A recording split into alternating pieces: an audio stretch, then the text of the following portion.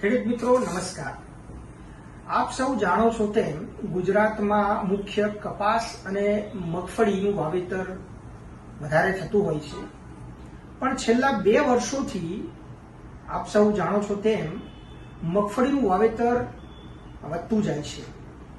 એટલા માટે મગફળીમાં ગુણવત્તાસભર વધુ ઉત્પાદન કેમ લઈ શકે એ જાણવું ખૂબ જરૂરી છે.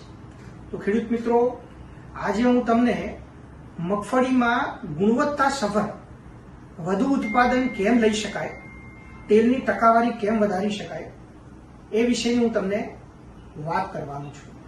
તો ખેડૂત મિત્રો, મગફળીનું વાવેતર લગભગ મોટેભાગના વિસ્તારોમાં જૂન અને જુલાઈ મહિનામાં થતું હોય છે. ઘણા જૂન મહિનામાં લગભગ થતું હોય છે. હવે હું તમને મગફળીમાં ઉત્પાદન કેમ વધુ થઈ શકે એ વિશેની વાત કરું તો એની માટેની મેક્સિવા કંપનીની એક પ્રોડક્ટ છે જેનું નામ છે મેક્સિવા સિંચન. હવે મેક્સિવા સિંચન છે શું? તો મેક્સિવા સિંચન જે છે એ એક ઇમ્પોર્ટેડ આયાતી ખાતર છે, જેમાં 18.8% કેલ્શિયમ આવે છે અને 15.5% નાઇટ્રેટ સ્વરૂપમાં નાઇટ્રોજન આવે છે. હવે એનાથી ફાયદો શું થાય છે?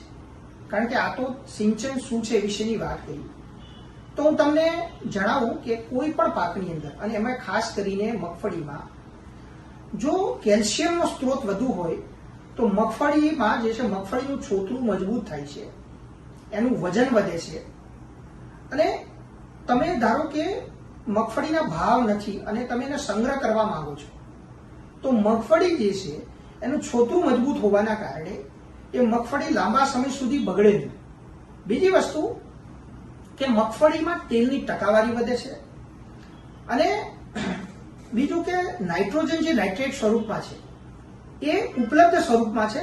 મતલબ કોઈ બી માની લો કે તમે નાઇટ્રોજન એમાઇડ સ્વરૂપમાં હોય કે એમોનિકલ સ્વરૂપમાં હોય, તો જ્યાં સુધી એ નાઇટ્રેટ સ્વરૂપમાં રૂપાંતર નહીં થાય ત્યાં સુધી છોડ ગ્રહણ કરી શકતો નથી. જ્યારે મેક્સિવા સિંચનમાં 15.5% નાઇટ્રોજન નાઇટ્રેટ સ્વરૂપમાં હોવાથી સીધો છોડનો વિકાસ કરે છે, અને છોડનો સારો વિકાસ થાય એટલે સ્વાભાવિક છે ઉત્પાદનમાં સીધો વધારો મળે છે. હવે ખેડૂત મિત્રો, આ સિંચનના તમને ફાયદા જણાવ્યા, પણ હવે મેક્સિવા સિંચન જે છે એ ક્યારે વાપરવું જોઈએ અને કેટલું વાપરવું જોઈએ એ તમને હું જણાવવા માંગુ છું. તો ખેડૂત મિત્રો, મગફળીમાં જ્યારે સૂર્યા બેસવાનો સમય થાય ત્યારે સિંચન જે છે એ 10 કિલો પ્રતિ એકર પ્રમાણે આપવું જોઈએ. એને જમીનમાં આપવાનું છે. એ 100% પાણીમાં દ્રાવ્ય હોય. તમે એને પાણી સાથે બી આપી શકો છો અથવા એને જમીનમાં સીધું પણ આપી શકો છો. એ 100% દ્રાવ્ય છે, પાણીમાં ઓગળી જશે. તો જમીનમાં 10 કિલો પ્રતિ એકર પ્રમાણે આપવાનું હોય છે. અથવા કોઈ ખેડૂત માની લો કે એને સૂર્યા બેસવાના સમયે આપી નથી શક્યો અને થોડું 10-15 દિવસ લેટ થઈ ગયું છે, તો એ ખેડૂત એને ઉપરથી પણ સ્પ્રે કરી શકે છે. એનો ડોઝ છે 100 ગ્રામ પ્રતિ પંપ. બહુ સસ્તું છે. જો 100 ગ્રામ પ્રતિ પંપ પ્રમાણે આપવામાં આવે તો 15-20 રૂપિયાથી વધારે ખર્ચો લાગતો નથી. પણ હું તમને ખાસ ભલામણ કરીશ કે જો જમીનમાં આપશો એનો ફાયદો તમને ઉપર છંટકાવ કરતા વધુ મળશે. તો અમારી સ્ટ્રોંગલી ભલામણ છે કે જમીનમાં 10 કિલો પ્રતિ એકર પ્રમાણે સૂર્યા બેસવાના સમયે આપવું જોઈએ. હવે આ જે મેક્સિવા સિંચન જે છે એ કયા પેકિંગમાં ઉપલબ્ધ છે?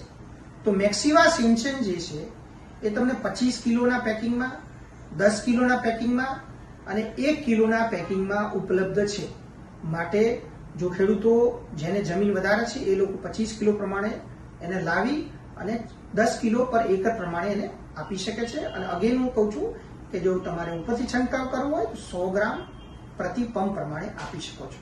તો ખેડૂત મિત્રો, હું છેલ્લે ફરીથી એક એના ફાયદા રિપીટ કરું કે મેક્સિવા સિંચન આપવાથી 100% ગેરંટીથી હું કહી શકું કે મગફળીની ગુણવત્તામાં ખૂબ જ વધારો થશે. કારણ કે છોતરું મજબૂત થશે, તેલની ટકાવારી વધશે, વજન વધશે અને ચારામાં પણ વધારો મળશે. તો ખેડૂત મિત્રો, આ હતી માહિતી મેક્સિવા સિંચનની. ધન્યવાદ.